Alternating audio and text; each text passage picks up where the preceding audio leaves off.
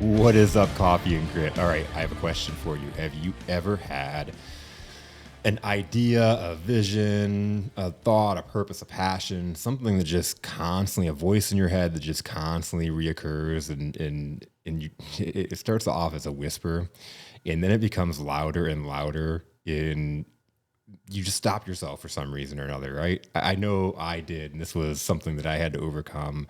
For years, I wanted to go start my own consulting business, and for so many reasons, a lot of it had to do with limiting beliefs and self-doubt. I held myself back. I told myself I wasn't good enough, who would listen to me, all these different things. And I held myself back for it from doing that for years. And, right timing, it finally happened, and I couldn't be happier. But how many of you are stopping yourselves from going out there and living that dream and thinking maybe it's not for me because I'm too busy, because I've got, a business, I'm a mom, and that ties into our guest that we have today. I've got so many things going on, I can't go do that thing. But that voice keeps getting louder and louder. For me, I got so miserable at my job. I didn't know why I hated it. For some reason, I hated it. And I had like all the empowerment in the world, but I just was growing bitter. And it was because that voice was getting louder and I knew there was more. And so our guest today, Christina Kafkakis, is going to talk about, and I got to be in some early conversations as this voice was just getting louder and louder. And so I'm super excited to have her on today and talk about how she put that into action, took advantage of an opportunity, and is now pursuing that voice to go out and serve people at another level. So Christina, welcome to Coffee and Grit. Thank you for having me. I'm so excited to be here with you. I'm so excited too. So tell me, who are you? So I'm Christina Kafkakis, and long story short, I was born and raised in the Flint area, attended Michigan State University. Agree. Thank you. Got a degree in food science, which a lot of people don't know what it is unless you live on the west side of the state or a big city in the U.S. But worked in the industry for a little bit and quit to start our family. Once you get to a certain point, I was not at the point where I was an executive level, so I was not going to be able to make enough to cover childcare for 2 kids. Yeah. So we decided to have me stay home and raise our children. And at that point, my hobby forayed into a business. So I have a business of portrait photography here in Brighton, a studio located on Grand River. I share a building with a person who's another small business owner. But I'm, also a mom to 4 kids that are in public schools and lived in Livingston County for over 20 years now. And I just, like you said, I had this little whisper in the back of my head, and I can't explain it, but I've had this calling to serve. And so here I am now, candidate for state rep in District 49 of the Michigan House. I'm so excited and proud of you because, again, we were having these conversations. It's probably about a year ago now when we started sitting down and you were telling me about this, it keeps reoccurring. Yeah. And I'm a big believer that we have this on-cage beast. We have these purposes that are there. It's there for a reason. Mm-hmm. And a lot of times we'll talk ourselves into it's not for me. Yes, I had done that. So growing up, I had this idea that you had to be a lawyer or someone who worked in litigation or the law or poli-sci degree to be able to go into politics. Mm-hmm. And as I had children, I became more involved. And the reason I became more involved is because policies in the state were directly affecting us. And those policies are made by our state legislature. So I learned a lot more about, where things come from and how it affects us, from township level all the way up to state. And I had looked at doing, different things. I've had a inkling for service since I was a kid. I always wanted to be the helper. If you look at, if I do any of the quizzes, I come up as a helper. That's my first one. So for me, serving people has always given me such, it's such a reward to see people, like the joy in their face when you serve someone. So I have volunteered before. I was on the board of a local parent group for several years. And then once I was done serving there, I stepped up to be on the board of the Livingston area Spartans, the Livingston County Spartans, which is an alumni group. And I did that. My family got a little busier, so I had to step down from that role. And I had a daughter in 2015, so life wasn't exactly what I had expected. It was a little busier than I had planned. We had 3 kids at the time that I was doing the other things, and I could manage that a little better. And then we had my daughter and moved. So took a little while to get back into a more public servant role, but I looked at trustee or county commission, and what I really found that piqued my interest the most was education. So then I started looking at school board.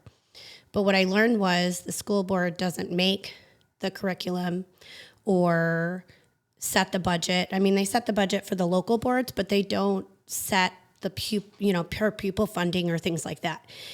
And having a kid who's on the spectrum, that's definitely something that I've been advocating for a long time. Is change has been needed. Mm-hmm.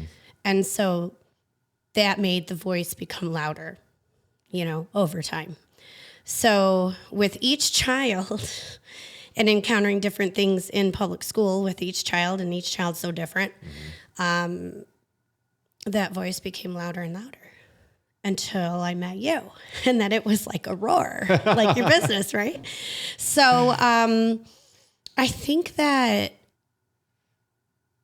as things have evolved for me, I've really thought about what was holding me back, right? Mm-hmm. And I attended a couple different seminars where people talked about their experience before they went into working in Congress or state legislature. And what I found is that we each have a certain background or experience that we can bring to the table. And it wasn't until I started writing everything down that I thought, wow, okay, I have had a lot of experience with things that people can relate to or that can affect people. Yeah. We went through financial issues because insurance didn't cover autism therapies. We went through job loss during COVID. I'm a small business owner. I navigated through COVID.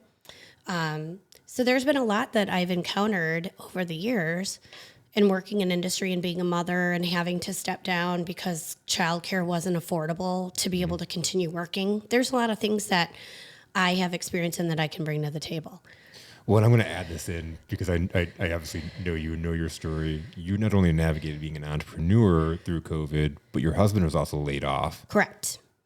Because of COVID. Unexpectedly after 24 years. Yeah. So he had been working, he had been one of the employees that had not been furloughed and was one of the few that was working.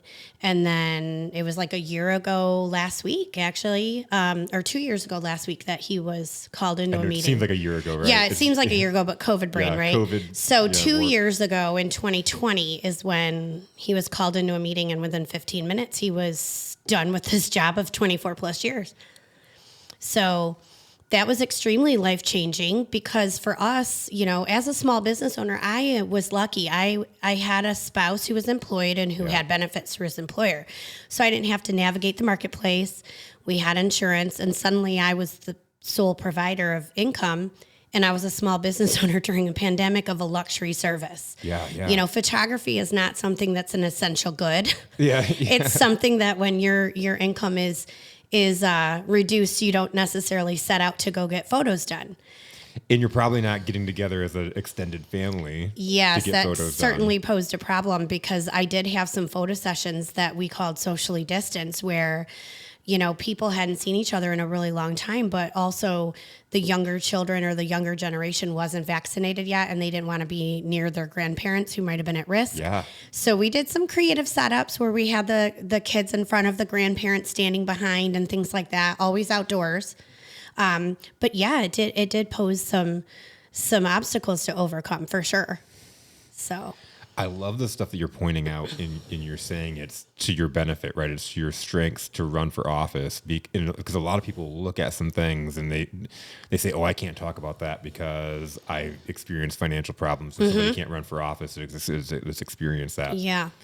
But what is it about these challenges that has prepared you to be in this position? Well, certainly, our bankruptcy is never something, when you make your list of things you're going to do in your life. Yeah.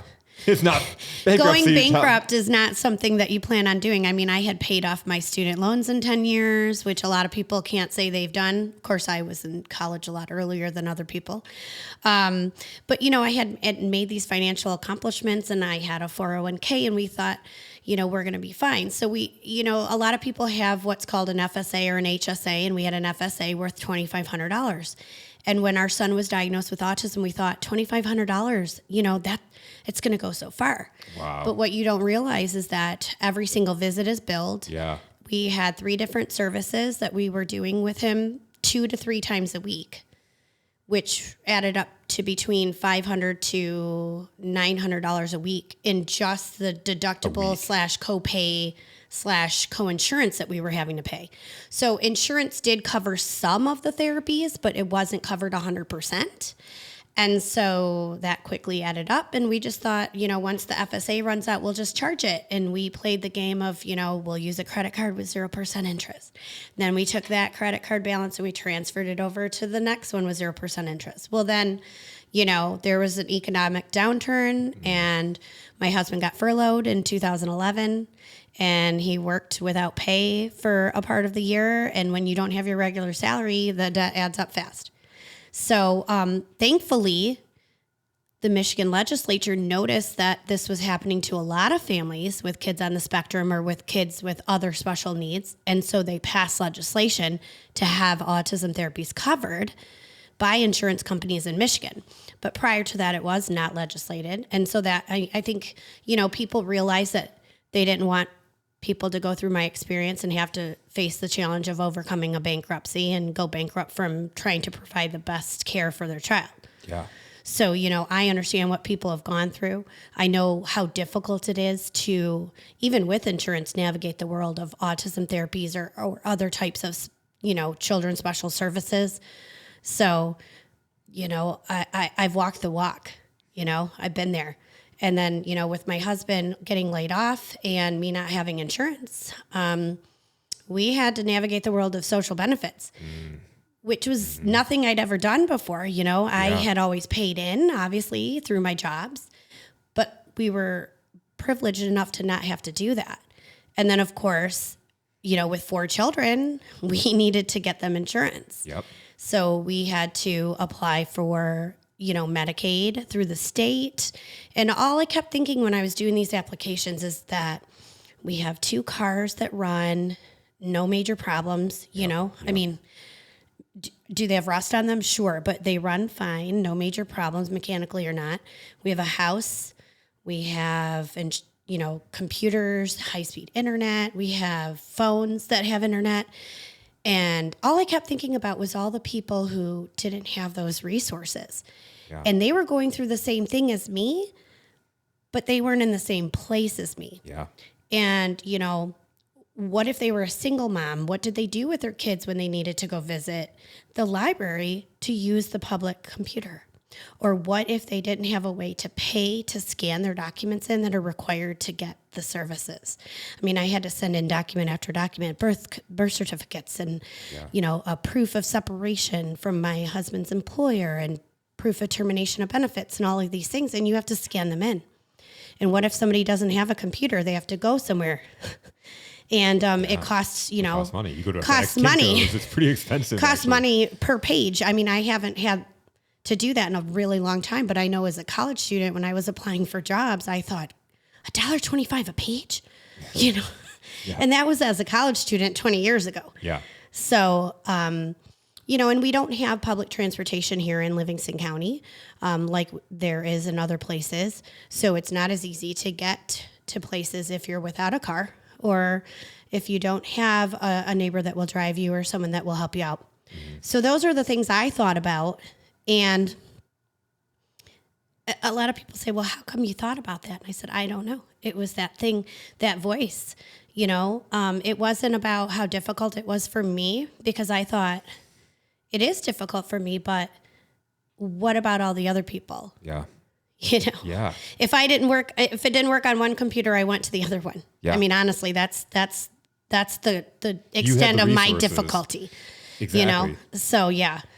You had the resources, you'd gotten to a certain point in life, you've had the connections, you've had the education, you just fell on a bad circumstance. Right. Right.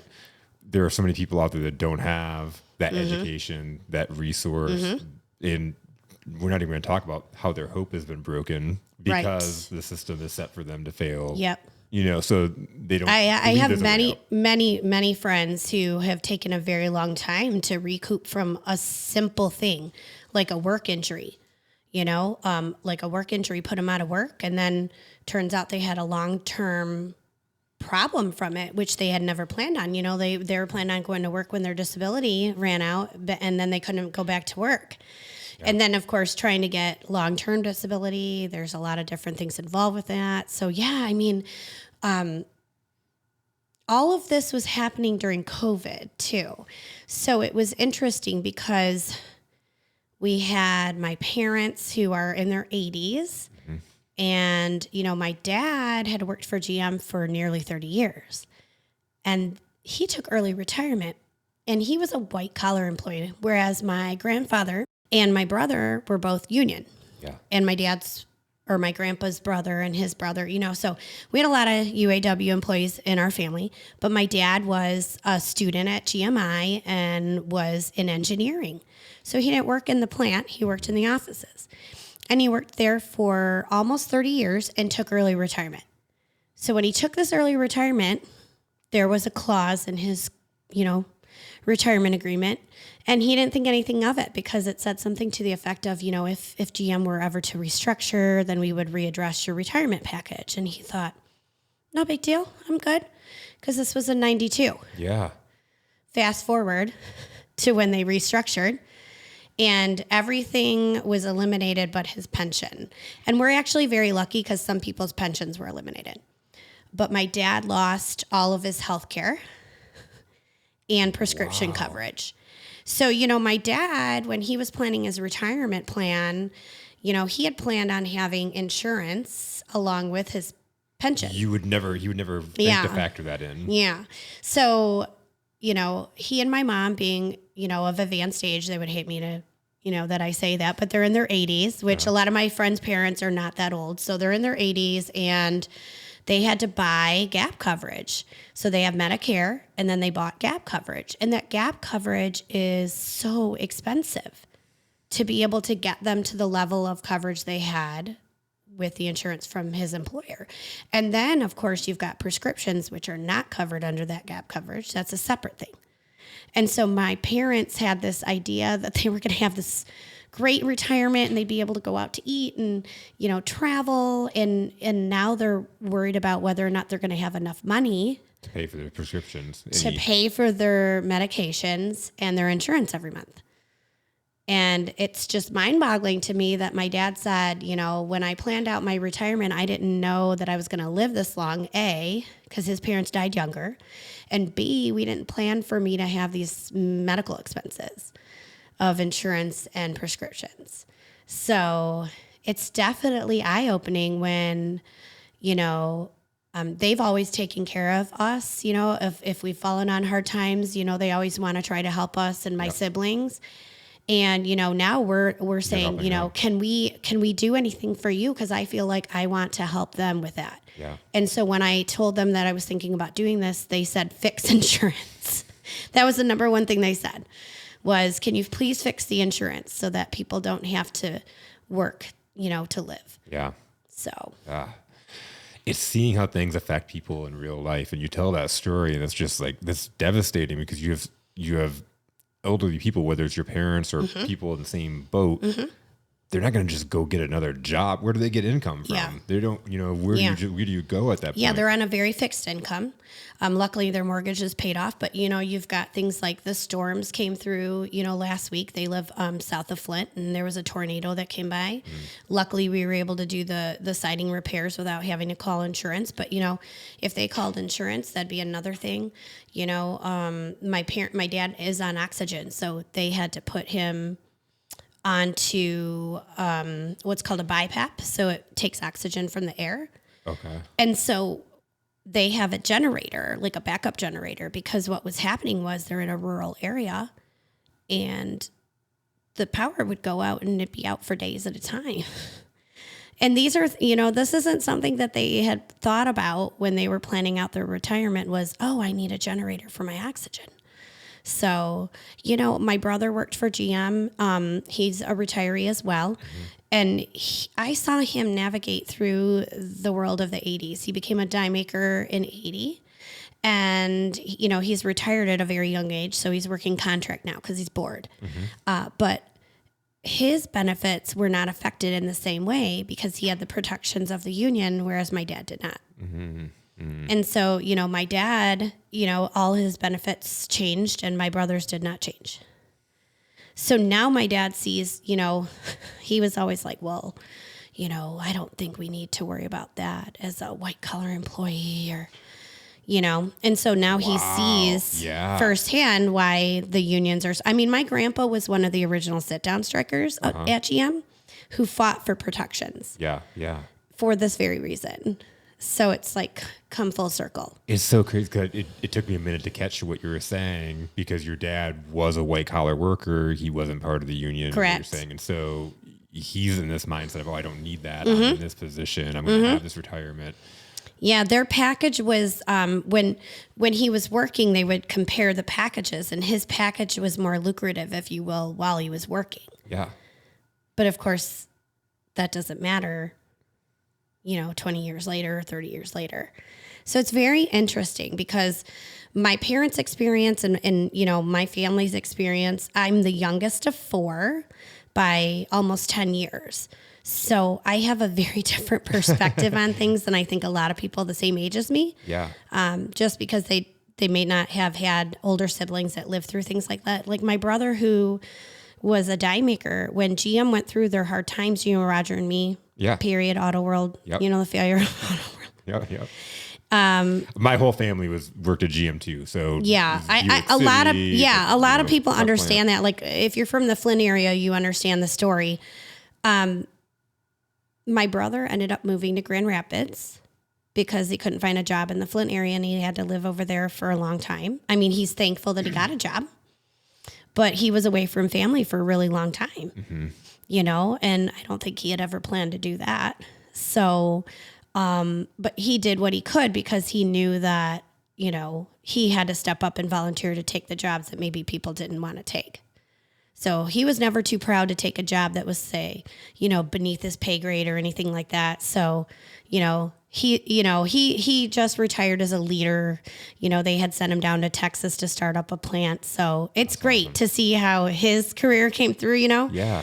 And they really used his expertise. And now he's doing that as well in his contract work. But that's super cool. And that's super cool because not only does he have his pension, but he also set himself up to be able to work with his mind. Because he has seen, he saw what happened with my parents and what happened with my grandparents and weathered the storm of GM. And so he has planned accordingly. It's like he's learned from the experiences of our family. Yes. Yeah.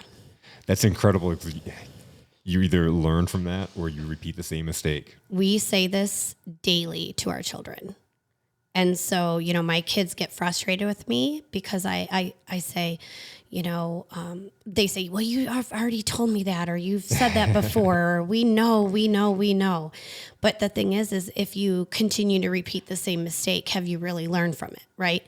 And I'm somebody who did that. I can say I did that. Like it took me a long time, to change my take on things. And I have to say that it was probably not until we lost our twin daughters in 2006 that I was more of a me person and not a you person. Mm-hmm. So when you have something like that, that's super tragic and traumatic, I think it changes who you are. And for me, I started thinking about, well, you don't know what somebody's gone through and why they may be feeling that way today or what they're going to feel like tomorrow. So I hope that helps me understand people better. And I always try to give people the benefit of the doubt. It's empathy, right? And I think it's a huge superpower that is so underrated. It is very underrated. And I think that's huge because I think that when tragedy happens, one of a couple of things happen. Either people think about what are other people going through because they're going through it, right? Your friends see you. And I had this happen to me the other day. You see me. I'm always happy. I don't say I'm always happy. I'm always positive. But no, I generally carry a certain are. energy. Yeah. You know, like even when bad things are happening, 'cause don't believe me, I have bad things that happen.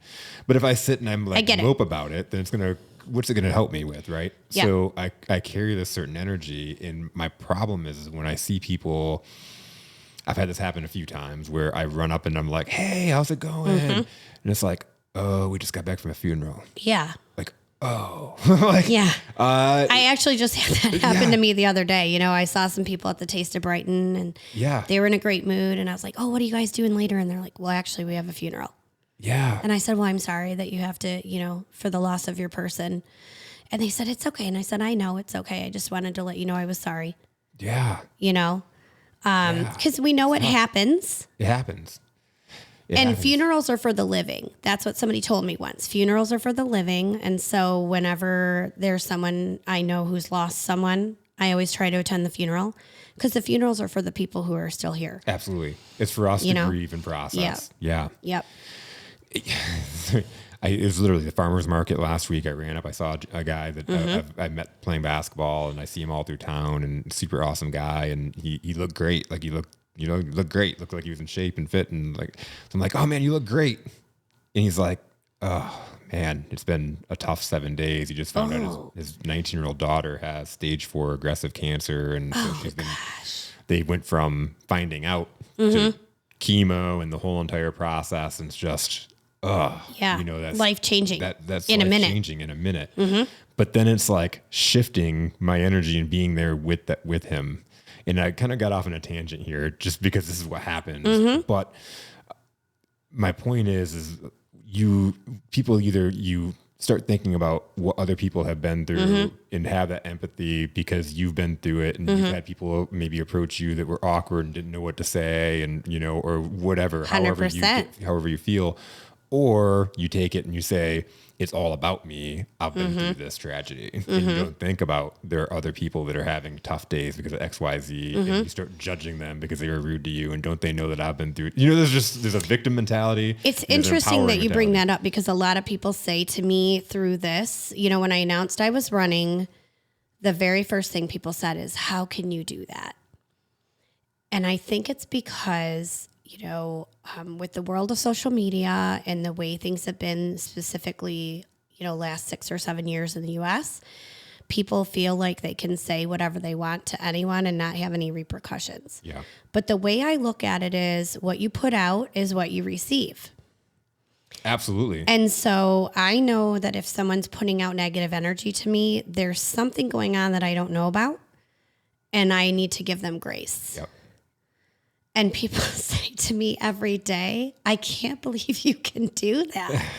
And I said, well, if you would have seen me after the loss of my girls, you would have wondered what the heck was my problem. Yeah. Because I'm sure I was just not a happy person. Yeah. Or even a mediocre person. So, I mean, it really definitely changes you. I used to say when I was young, my siblings got to camp with our grandparents. They had an RV, and a lot of our cousins would bring, their trailers or whatever to like family reunions, and they'd stay in them and the whatnot. And I would always say, I want to do that. My parents are not camping people in any way. They're like, Days Inn is camping to them, right? It's not like, the Hilton. So I remember I was talking to someone. I actually met him through the Sarah's Net group. And she said, well, why do you have to wait till you retire? And it was like this Oprah aha moment, right? Yep. Oh my gosh, I don't have to wait until I retire. I can do this now. It's that shattering out of the mindset, right? It's shattering out of the frame, out of the box. Yeah, she's like, what's stopping you from doing it now? And I was like, I don't know. So I think when I started looking at running for office, one of the things I did was talk to my family. My husband is extremely supportive. He's extremely introverted, so he would never do it himself. But he's like, do I have to talk at all? No. Okay, no, then we're good. He does that. He actually does that. He's like, do I have to go to all the events with you? So You're not going to probably be seeing any emails from my husband, right? He's not knocking on doors. No, but he's, supporting me in the ways that I need support, which is, we have 4 kids and we have a busy family. And so, he's doing a lot more commuting and chauffeuring and, doing the things that I would normally be doing and I can't always do now. Yep. My kids, I asked them, because one's going in the high school and one's in the intermediate school, or I guess the junior high. And I said, well, is it okay? People are going to say things or whatever. And they said, well, you're very outspoken at the board meetings, Mom. So they already know who you are. I was like, oh, okay. I didn't know if that was a good thing or a bad thing. But so that they gave me their blessing. They're a little worried about dinners. I have to be honest, I keep saying, things are going to change if I get elected or when I get elected, right? Stay positive. Yeah. And they're a little worried about dinners. They're like, well, who's going to cook? And I was like, we have the tools, we have tools. We have, you're old enough that you can start cooking dinner and things like that. But who's going to cook? I mean, the food. I mean, they're teenage boys. Yep. So they're real worried about that. Yep. And a tween boy. So food is number 1 priority in our house right now. I know you know that. Yeah, absolutely. In being a teen boy myself at one point, I remember the food was the most important The amount of food we go through.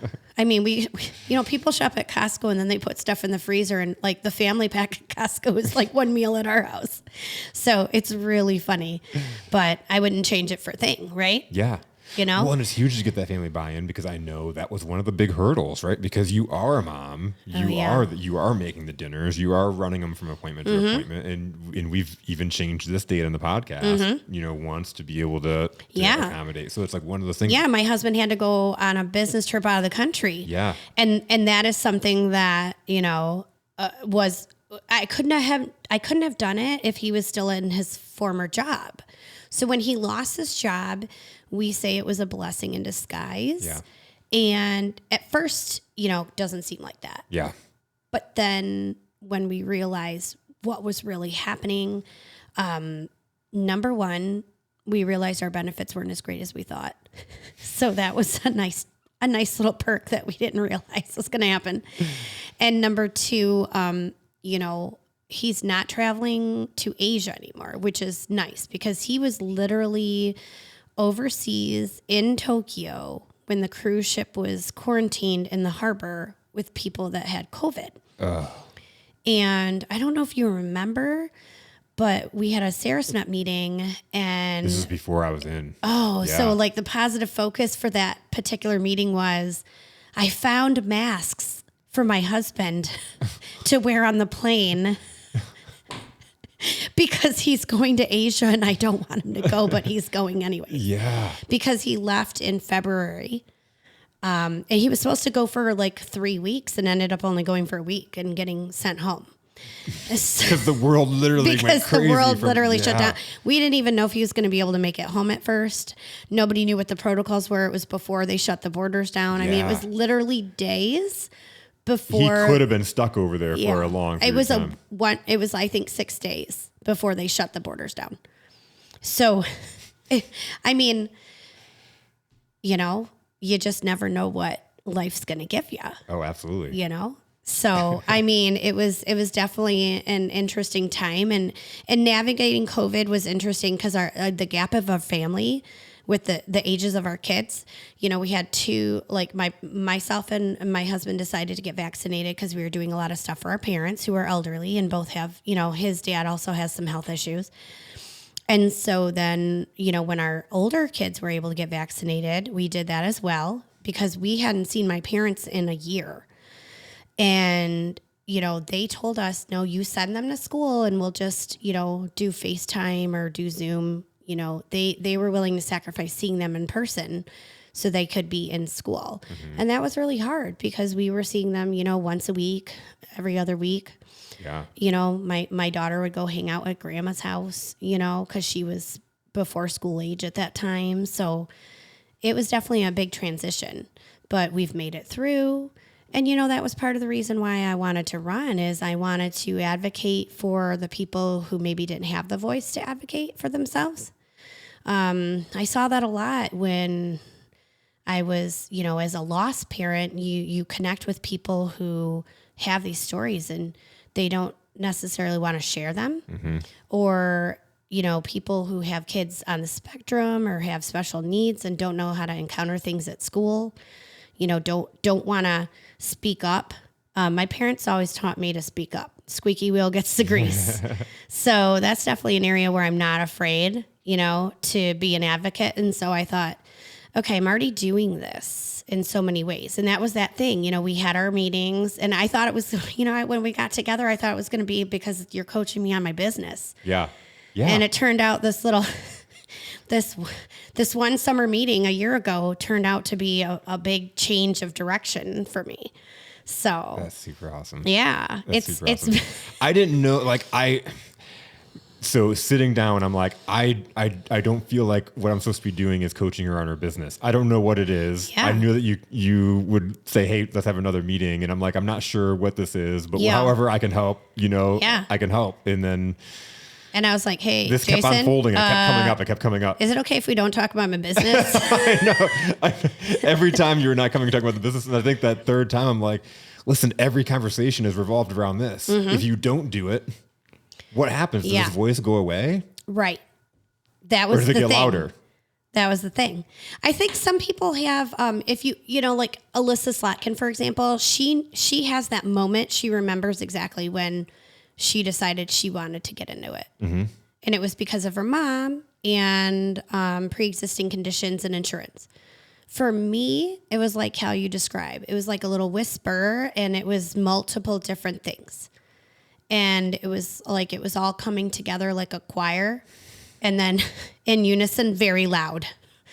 And then all of a sudden, opportunities start coming down, right? Yes. People reach out to you like, hey, are you interested? Yes. So it was, people had asked me if I'd be interested. And I thought, well, I'm just the average Joe. I'm like just a mom, I'm like a mom. But what am I really? I manage a household of 6 people. Yep. I get everybody to places on time. I manage our household income. I manage the budget. There's a lot of life experience that's relevant when you look at public service. So if I had lived in the city, maybe my path would have been a little different, but I'm in the township. So here I am. And, District 49 is definitely different. The previous representative's district was mostly just Livingston County. This one, it's strange because I'm going to be knocking doors of the neighborhoods I would pass when I used to work. Oh, okay. So it goes into Oakland County and it goes along those communities that, we often drive through when we're trying to avoid accidents on 96, like Wixom and Walled Lake and Novi and Commerce. So it's very strange because an area where I lived before I moved to Livingston County is actually part of the district. That's awesome. And so I was not familiar with how that district and how it's all. The redistricting. Well, and it was really funny because when I announced I was running for District 49, a lot of my friends from Flint area said, are you moving back to Genesee County? Because the number 49 had previously been associated with the rep that's my parents' rep. Oh. So a lot of people were confused, but they redistricted this year. And so the districts changed. And so now Livingston County will have 3 different state reps as opposed to just 1. Wow. Okay. So, which I think is good because there are different areas of Livingston County. They vary in terms of the development, commuters. There's more people on the district I'm in that would maybe commute to Detroit or Ann Arbor. There's more rural areas in Glenn Miller's. He's a candidate in the 48th. There's a couple other candidates running too, but he's the one I personally know. And, in the 50th. And then there's the west side, Genoa Township, Pinckney, Hamburg. And that's, lots of lakes. They have a lot, the Huron River watershed, more of that there. So there's some different, concerns. And so it makes sense that they split it up. That's cool. Yeah. That's cool. Yeah, it's interesting, and I'm glad that you talked about that because again, I literally the other day I was driving around and like how I saw one of your signs. I'm like, oh, I wonder where her territory is because I can't remember where I was. I think it was in the Novi area, and I saw a sign and I was like, oh, all the way out here. That's pretty interesting. Yeah, it's really interesting that the little sliver of Novi I have is the part in which I lived. Because I find it's really very weird, isn't it? Fate kind of thing. Yeah, I mean, it's when I was looking for apartments, when I was trying to find a place to live in Metro Detroit, that's where I picked, and it's like what? All these years later, I mean, it's 21 years later. It's interesting how the world comes back around. It's very interesting. Yeah. So, I mean, the good news is I know a lot of the roads from when I used to try to avoid the traffic jams, right? So, I mean, I guess that's good. But, it's just a little different than I expected. Yeah. So what are you doing? I see, I've seen your posts. I've seen you in parades. Like, what are some of the things you're doing to get out there? Well, I have to say it was very strange to be in the parade promoting my candidacy, right? Yeah. Because I had walked previously with like the Boy Scouts or, because my kids were Cub Scouts and walked with like the Livingston County Spartans and the Spartan ambulance and stuff. So, when we got to the corner of Grand River and Maine, it was like, oh, wow, there's a lot of people here. I mean, I guess I had never noticed it before. But the parade was my first big public event that we had like a team or a group in. I've been going to different fundraisers for different candidates and community events. So we've got a whole calendar filled, like it wasn't as if it wasn't filled before, but now you're moving. Filled with different events that I'm going to be attending, farmers markets, festivals, community events, meetings with different groups. So yeah, I mean, color coding added a color. What color is it on the color coding? We have to color code the calendar, because we have so many people in our family. So I was like, oh, I got to pick a different color. And it was like, wait, are there enough colors in the spectrum for my family? So yeah, Roy G. Biv. So we have one of every color. It's like the rainbow going We down. really do. It's a full rainbow. So that's how we do it. I'm a visual person. And people say, well, how do you manage your family? A friend of mine told me to color code because she knew I was a visual person. And she's like, then you can easily see what time, what kid is where, right? Yeah. And so that's what we do.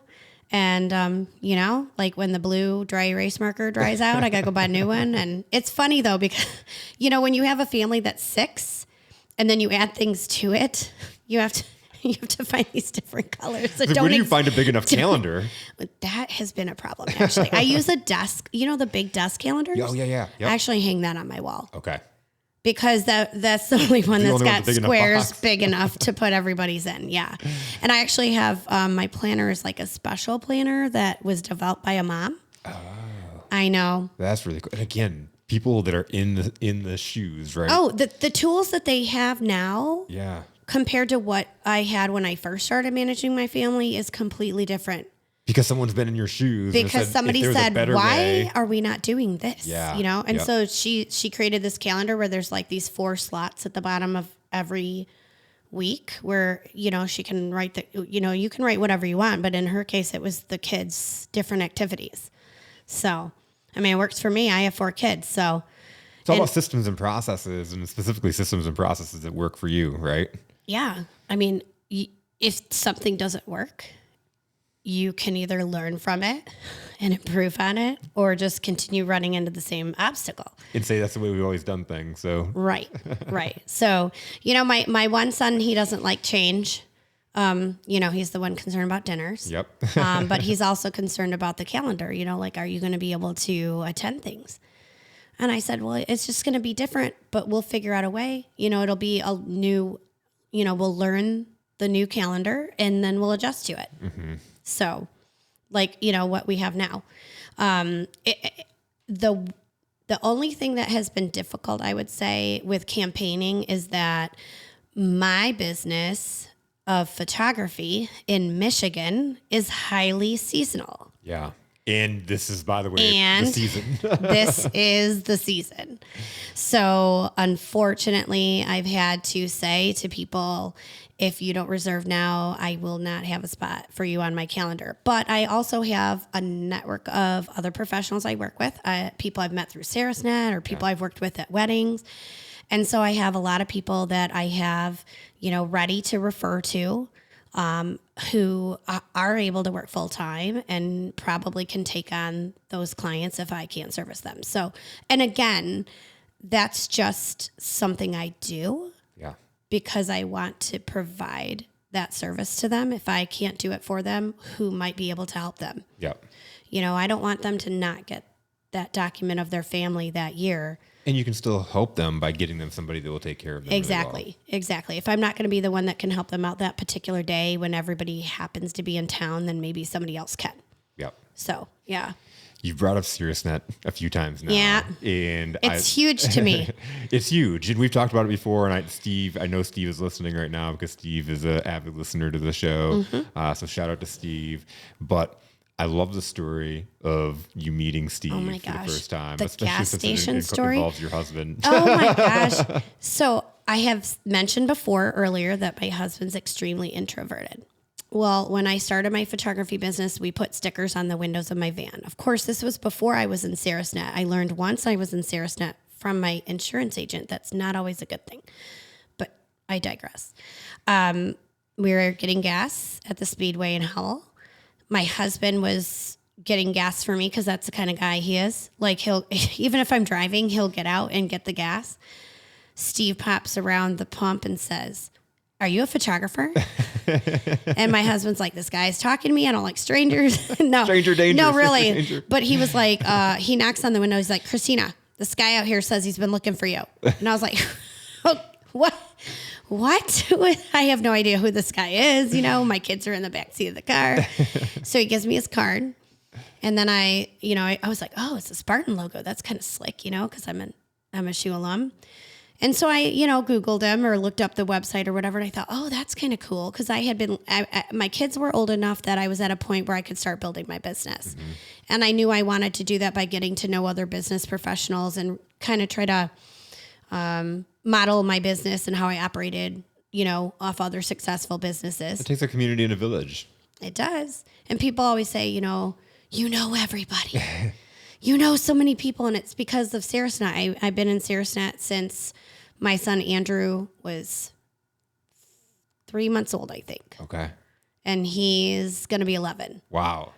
So over 10 years. And, Steve is great because he knew I was a working mom and that my husband was working. And so when I first started, I had, as a team member, I think of a Wednesday PM team. And then I switched to Tuesday AM because that just happened to work better with our schedules. And then, once COVID hit, we were able to do Zoom meetings. And so that changed things again, So, but what I like about Sarasnet is a couple of things. One, I feel like the people who are part of it are always looking to do better, or, there's something about them where they're not just about building their business. They really want to do better for people or help people.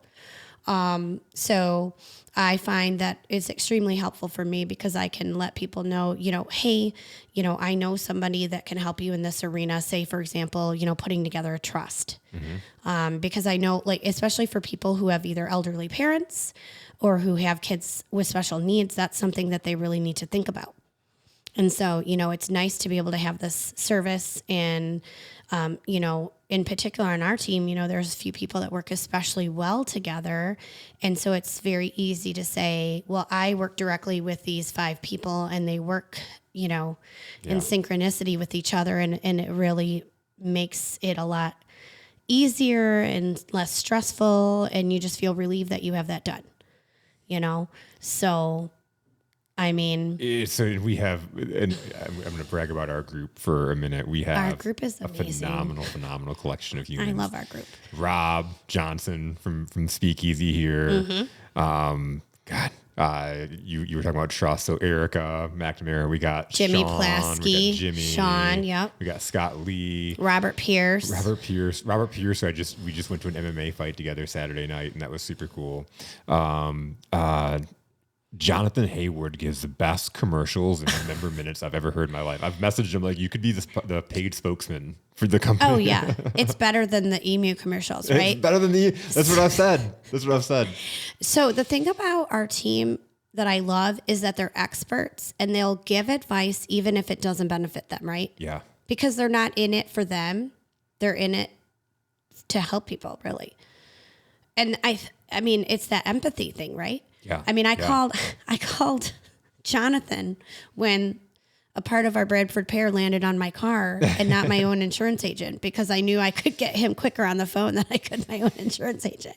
So I was happy to be a part of his member minute that day or whatever, because, he's like, can I share this? And I said, of course you can. Absolutely. But that's the kind of people we have. And again, when you surround yourself with people like that, it just brings so much good to you. Yes. I feel like you are who you surround yourself around. First absolutely. Off, the people that you're spending most of your time around. And that's been my biggest blessing of even starting my business is having that absolute freedom to go build relationships with people that I want to build relationships with. In my job, I had my job. I had connections I had to build. I had my people, which I loved, but now I get to go build relationships with that who you choose. Enhance my life Yep. by just being lucky enough to being a part of theirs. Yeah. And you also have the ability to say, Steve, being as a person, is this relationship a good relationship or not? Yeah. And if it's not, you can say, move on. Exactly. Because not everybody is your cup of tea, or vice versa. And when you can realize, you know what, not everybody has to like me. You talked about earlier being vocal, and there are going to be people that don't like you because of that, and there's going to be people that's my person. And yeah, but that's something that has been asked of me. There's a lot of people that will disagree with you. And the thing about me, I think, one of the reasons why I decided to run was I feel like I'm different than other people out there right now in legislature, because if I don't know, I will find out. And if what I did know was wrong, I will admit it. Because I don't see a fault with admitting that you didn't know, but you did learn. Yeah.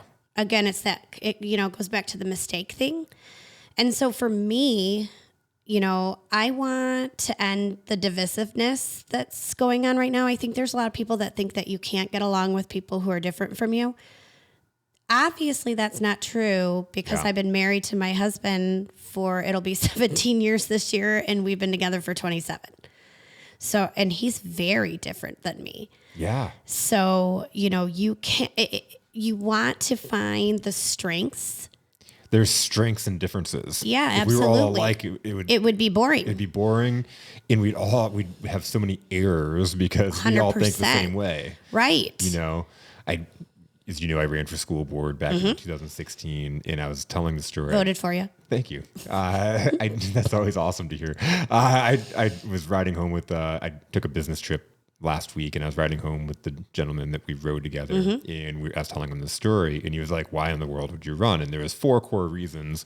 But one of them was, I attended a school board meeting, and I watched the divisiveness, and I watched how grown adults treated each other when they disagreed with each other. And I know that one of my strengths is to bring people together. That was one of my strengths in business. That was the reason why I had any success I had, is because I was able to help people see on the same page. Not see the same thing, not agree necessarily, but be productive in their disagreements to be able to make good for the common 100%. Common good. You don't have to necessarily agree, but you should at least be courteous enough to listen to each other. Yeah. And to not yell or be curt, there's a way to get your point across and let people know that you're not happy with them, and you don't have to do it by yelling at the top of your voice. Yeah. Yes. The other thing too is, in fact, when you do it at the top of your voice, that's when they're not listening, because the emotions have spiked, and they're going to cling on to whatever their belief is, because you just proved that you're an asshole. You when people are in that fight or flight response mode, as a parent, we have this, we have 4 kids. Let's face it. Our house is not perfect all the time. We have tantrums from the kids keeping it in all day and behaving really well at school. And the teachers are always like, oh, he's such an angel. He's so great. He's such a helper. If it wasn't for him, I wouldn't be able to get through the day at school. And I'm thinking, I can't even get him to take his plate to the table to eat. Or he complains when I say, please get your cup of water. So I think that you have to meet people where they are. The other thing is like, if you don't have a conversation with people and listen to where they're coming from, you're never going to understand why they have that belief. And I bring up Alyssa Slotkin only because she's the representative for our area, but she is part of something really cool in the U.S. House, and it's called the Problem Solvers Caucus. And what they do is they're matched with someone from the opposing party. And they bring people in who are from across the aisle, and they have dialogue about what their constituents want, and they come to an understanding. And I think that has to happen in the state legislature too. I mean, right now, things are not getting passed, and vetoes are happening. And really, if you look at the nitty gritty of things, why are the vetoes happening? Well, people might say it's good, but it's not going to happen for another year.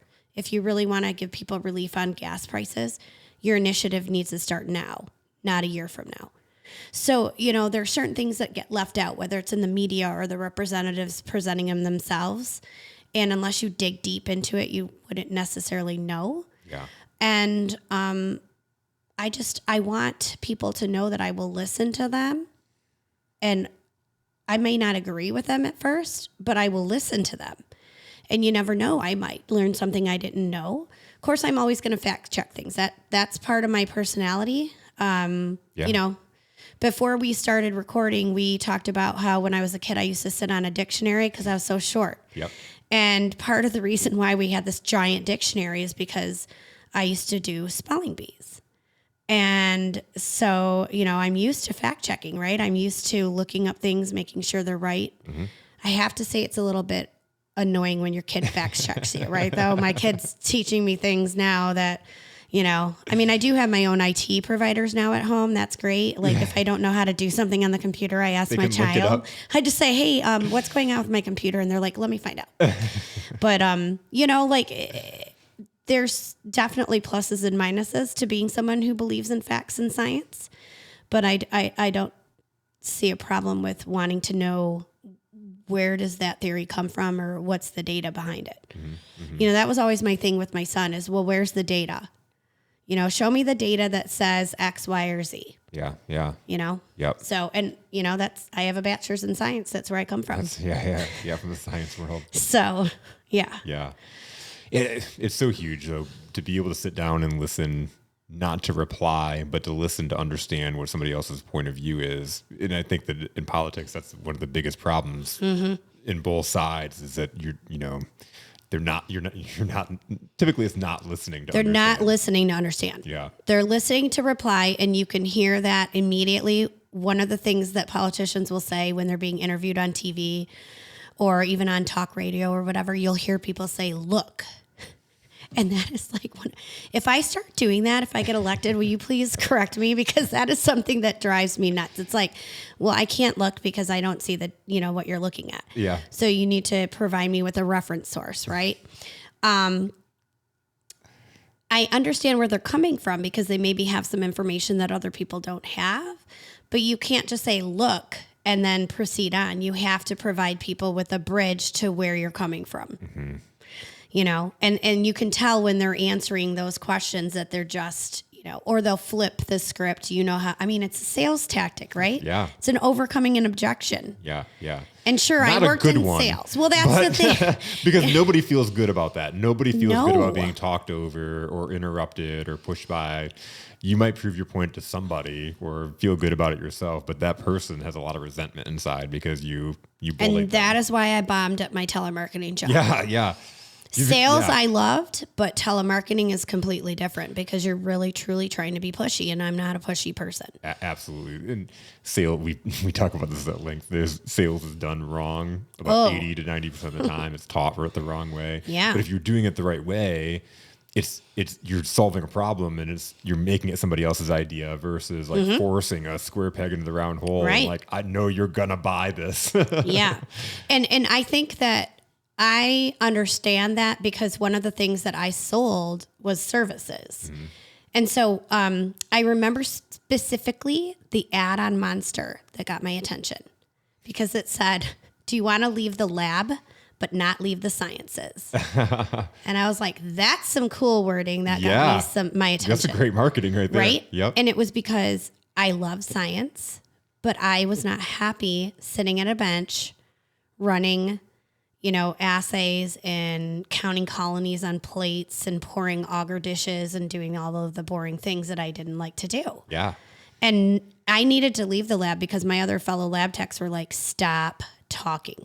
You have to remember, this was before the time of there were no MP3 players or MP4 players or, there were no smartphones. You couldn't have, you had your like disc changer and you had your little book of CDs that you would bring with you to the lab, so you could try to like put your headphones on and ignore the other people, but it wasn't like today. You could like talk and talk and talk. They were like, please leave the lab because you need to go talk to other people, not us. So, but the job I got was doing recruiting and servicing people to find staff they need. And what did I have to do? I had to get to know them and find out whether or not I could solve their problem. Yep. And that was so fun for me.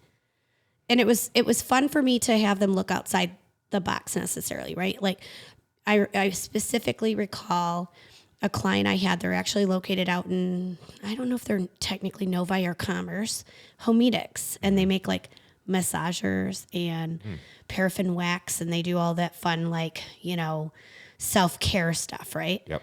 And I thought, well, don't you have a lab? You must have quality testing or something. And they said, oh, well, actually we do. But they had never thought that we might be able to provide a service to them. Yeah. And I said, well, what about like when your employees go on vacation? Or what about, if somebody gets sick or what about, they hadn't even thought, oh, wow, we could maybe have somebody on demand for that. And it was the start of a great relationship. They ended up hiring a lot of people and they had never thought that was something that they could ever look at, and it all starts with a question. It all starts with a question. Absolutely. Yep. It all starts with that question, being curious and, and look at the results that you get out of that. Yeah. Look at my results. I mean, absolutely. I said, what does it take to run for office? And I attended a seminar, like an online seminar. Uh-huh. It was like, I think it was titled, So You Want to Run for Office, or You Thought About Running for Office, something to that degree or that effect. And what I ended up seeing were two people who had worked in industry. One was a teacher, and they knew what it was like to be on the front lines in education. And so rather than trying to go through the ranks of being a principal, he thought, I'm going to make the change. Mm-hmm.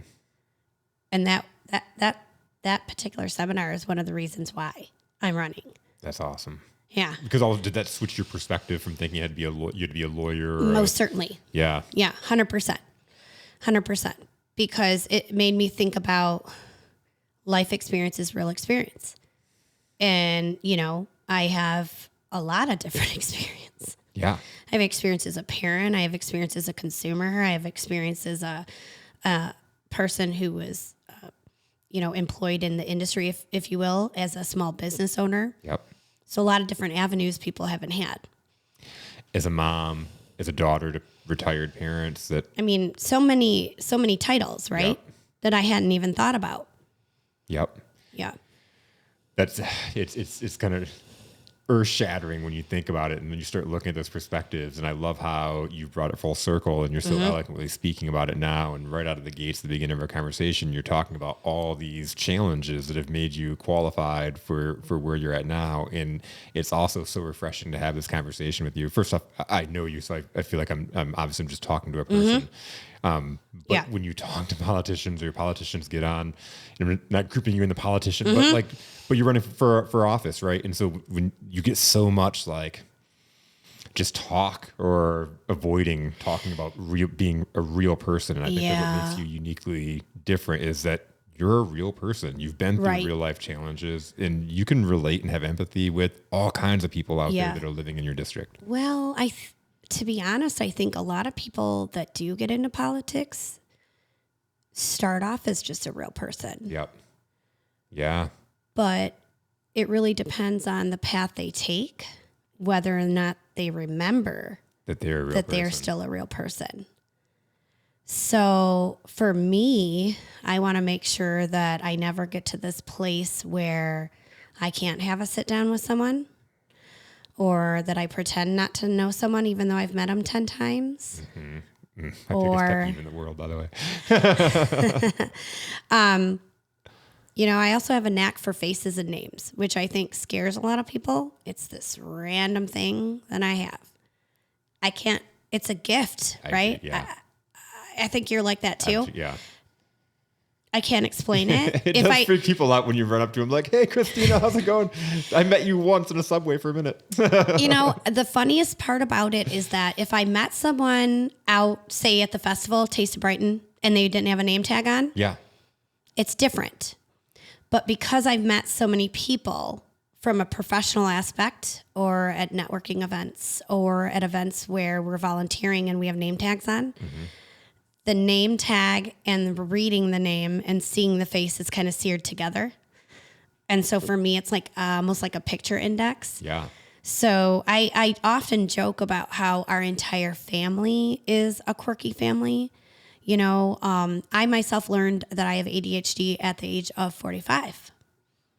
And I think now, wow, that explains why I switched jobs a lot. Yeah. I would get bored. Yeah.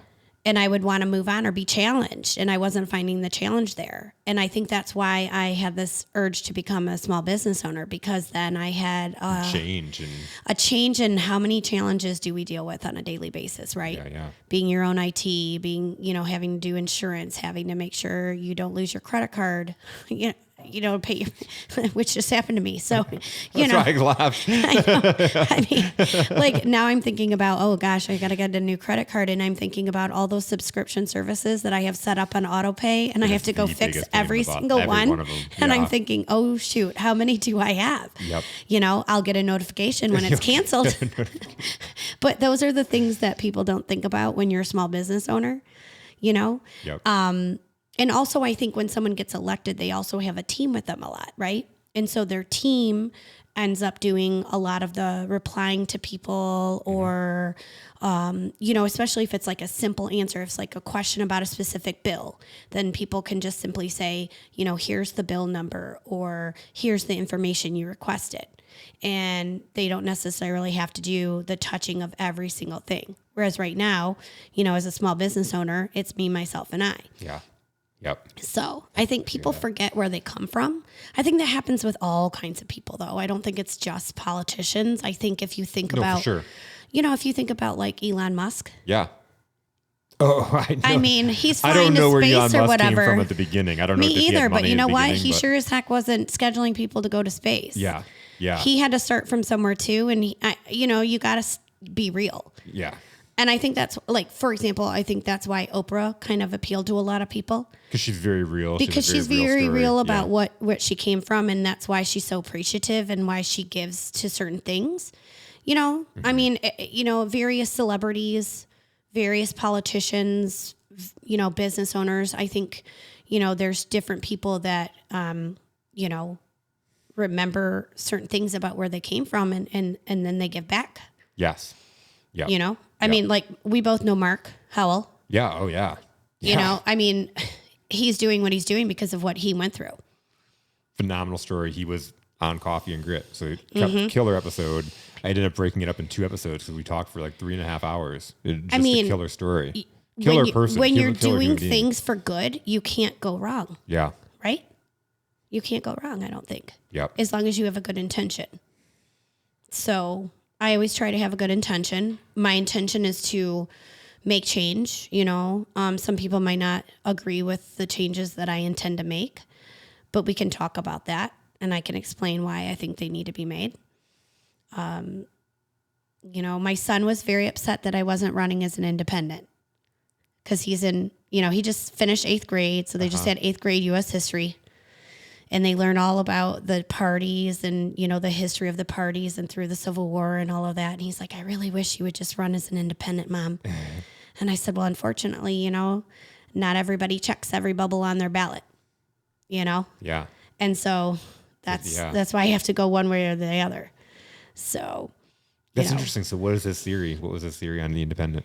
So he thinks more people should be independent. Yeah. He doesn't like the fact that it's 2-party. Yeah. I said, well, I understand where you're coming from, but also you have to think about, a lot of people that run as independents are independently wealthy, and we certainly are not that. I'm no Ross Perot, Ross Perot. That's funny. I mean, now that I'm into campaigning and I understand, it's very expensive to run a campaign. A state campaign, a successful state campaign usually needs to raise around $100,000, even for smaller districts. And really it's because, the district is so large, you have to reach so many people and you can't, it could be physically impossible to reach everyone in your district. So you want to at least try to get to them by phone or by mail, knocking doors, being at community events, that kind of thing. And that costs money. So, that's one of the things that's been interesting to me is I almost feel like I'm asking for money for myself, but really it's for our community and what I'm going to do for the district. Yeah. Yeah. So yeah, it's a difficult one. It's weird, and I know that from experience. It is different.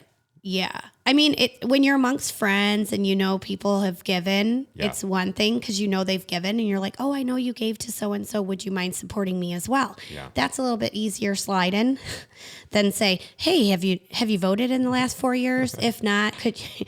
I mean, there's a lot of different ways to approach it. But I mean, for the most part, when I've been out and about talking to people, most people have been receptive. And even if they don't agree with something, that I believe in, we talk. That's awesome. I ask them, why do you believe that? This one woman said to me the other day, it was really interesting. She asked me about bodily autonomy. And I said, well, are you talking about a specific thing? And she wanted to know my opinion on vaccines. Okay. And I said, well, I know we have vaccine waivers because I've personally opted to do that with my children. And she pointed out, well, having a waiver means it's still a mandated thing. And, I hadn't thought about it like that as a parent. Yeah. Right? Yep. I knew that I had the option to opt out, but I hadn't thought about what that really means. And so it just gave me a different perspective. Yeah. And that's what's important, I think, is perspective. It is, yeah. Yep. Not everybody is, higher income, can give their kid a car on their 16th birthday, I know as a photographer, I've photographed a lot of seniors in the last several years, and I have to say, most of their cars are nicer than mine. If you go to the Brighton High School parking lot, oh my goodness sakes! I'll never forget. I got the privilege of photographing this one particular senior, and he started working with his parents at a young age. Like they own their own business, so he started working with them at a young age. So he's worked his way, into the goodies that he has, but he did have a really nice car. And I remember there was, he played football in lacrosse. So there was some gear or a jersey or something hanging out the door. And so I wanted to move it. It was right after Pink Week. So it was pink and it didn't go with the theme of the photo. Right. So I went to open the door so I could move the jersey and the running board folded down. Oh my God. And I thought, wow, that's amazing. My cars don't even do that, and it amazing. Spooked me for a second because I was like, oh my gosh, I didn't expect that to happen when I opened the door. But, it was just, I mean, that's crazy. I think to myself, rather than be, what's the word? Resentful. Yeah. I think to myself, wow, they must have worked really hard to build their business to be able to provide that car to their kid. Yeah. And what's it to me that I might not have that same thing? Exactly. I mean, you never know what a person is going through. And a lot of people I know, maybe they worked for a company before their IPO and they were able to get in on the IPO. And that was not expected. Yeah. I have a lot of friends that live in Ann Arbor and work for tech. And they don't have to worry about their kids getting loans for college because they were part of that movement where companies went public. Yep. And that's great. Yeah, absolutely. But I shouldn't resent them because they had that good moment. Yep. Right? Absolutely. But at the same time, I have to remember the struggles of people. You know, there's a lot of people that struggle. Even if you look on Facebook or Nextdoor or any of the social media apps, there's people asking, you know, does anybody have cans to return? You know, we've fallen on hard times, or I can't pick up enough hours. Does anybody have any chores that they need done? Or, you know, can I do anything for people, you know, to earn a few bucks here and there? So people really need to realize that, you know, not everyone's coming from a place of privilege in Livingston County. And I think people forget about that. That is true. You know? I think it's a great way to end it, is just wrapping it into, it's all about perspective. Because you talked about it. What makes you a strong candidate is all the perspectives you've had as a mother, as a daughter, as an entrepreneur, you know, as filing bankruptcy, as all these things. You've had all these perspectives. You've been in all these people's shoes, but it's being able to keep that open perspective to understanding what's going on in somebody else's world. To your point, you may not have been a nice person after your loss, right? But understanding what is somebody else going through and why are they acting this way? Why are they lashing out, or what is going on with this person, and understanding that perspective. And then I just think that's the key to the world, is like, and empathy. Empathy. Exactly. Christina, this has been awesome. Thank you so much. You may have helped me find my next tattoo. What is it? Empathy. Awesome. I can't wait to see it. We'll see. Okay. Campaigns are expensive and tattoos are expensive. So we'll see which one I get. After you win, that's right, you're getting the empathy tattoo. Maybe. Yeah. Right here on Coffee and Grit. No. Hey, that would be fun. That'd be awesome. Yeah, I don't know if that's allowed by the state legislature, but we can find out. We'll break all the rules. So awesome. Christina, thank you so much. Thank you so much for having me, Jason. It's been great. Thank you.